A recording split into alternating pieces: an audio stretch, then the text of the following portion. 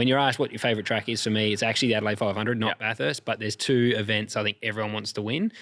You won the Adelaide 500 the Sunday as well in your first season, which must have just been... That was the coolest feeling ever. Last race for Holden.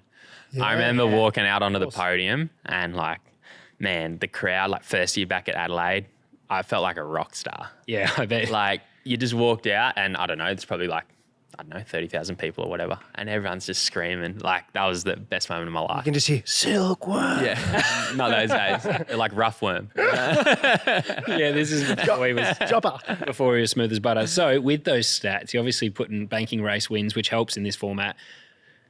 Are you a fan of it? And try and look at it from a fan's perspective as well as the driver and give us both. What do you think of it? As a fan perspective, I think it has the opportunity to be good. And I think over time, they might start to appreciate it. My biggest thing is that no one really understands how it's going to work yet. No, we got it totally. Yeah, I have no idea. I literally so confused. I've learned more tonight. You know, I feel like everyone I talk to, I've got to explain it a lot, and I still don't think I understand it. So you really need to do a year or two. Initially, when they told me, I'm like, man, this is rubbish. Like, what are we doing? But I understand it. Like when they sat down and explained it to us, like, I think Adelaide's going to be cool. Yeah, I was watching back the highlights of 2017 Newcastle the other day. Jamie and Scotty. Yeah. Man. Yeah.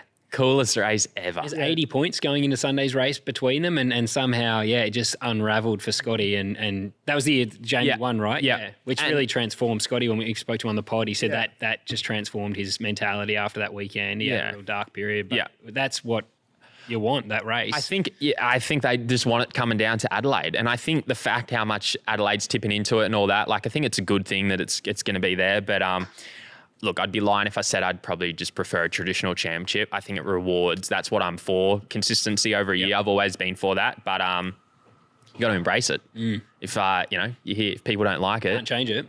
If you don't like it, you're not going to go well. Yeah. You know, like if I hate going somewhere, I'm probably not going to go well. So I've just got to embrace it and look forward to it. Sound check. We've said I think it's a good thing. It's just a little concerning that someone might have a points buffer by Adelaide as well. Like by Sunday, it might not be. Yeah. You might be able to be conservative on Sunday, which is hard at Adelaide because usually we've seen anyone that tries to be conservative gets caught up in stuff. But calling it the grand final hopefully is. I think it will come down to Sunday. I do think it will come down to Sunday. Like it'd have to be pretty unlucky for it not to. But if there's I guess we're talking about the 80-point gap between Scotty and Jamie. Yeah, it still did. a lot It can flipped happen. on its head actually. It's a lot. The problem is we got a Friday. I don't think we should have a Friday race at Adelaide. No. 2 big races. Yeah. Like we were all for it. We were to be honest, if it's a grand final, we were like, why not just have one big Just one on Sunday. yeah, And just have like a shootout or something. 500k race. Yeah.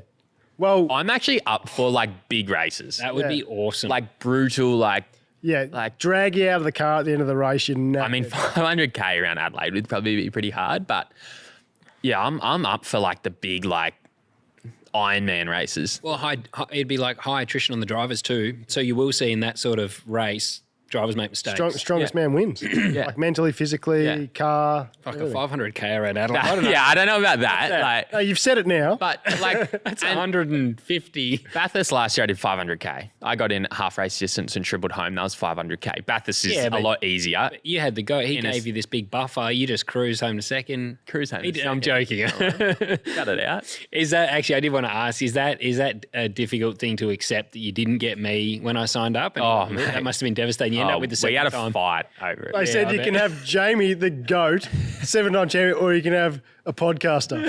What do you want, mate? I'd really like the podcaster. It's like when we were at Sandown and one of the questions in that appearance we did upstairs with all the partners of T8 and they're like, they were asking us questions and you had to guess. I think we were asking the questions and someone said, like, who's won Sandown 500 like 6 times?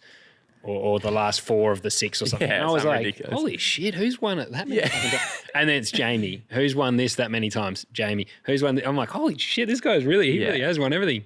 I was like, sorry, Will. I'm not going to pump your tires up too much, but you did do a very good job last year. Oh, thank you. You know, like, and I think it shows like coming fresh out of Supercars, like, anyone co-driving, you can still be in there today, you know, like you, Frosty. There's quite a lot of guys that still run very well today. So yeah, I think you get to a point value as well where you feel confident enough, you're going to hold your own, you make less low percentage moves, in the race, and you've sort of done the Bathurst race a bunch of times. So that I found helped me a little bit. Is like later in the race, not that we were in a battle, but like even Sandown, you start to go, okay, like there's still a long way to go in this. Like I don't need to, or I need track position now, or I don't necessarily right now. It's going to come back to us. And I reckon that is a bit of a cheat code when you've done it for a while, as opposed to a rookie coming in with heaps of pressure. They're also trying to establish a career. Like it's really hard when you're young trying to come in. It's fucking difficult. But I think where it's obviously nice when you can roll out the front. You know, I think, which is good, and you sort of can roll out into a good spot. I mean, you and Jamie were just like P1 sort of driving away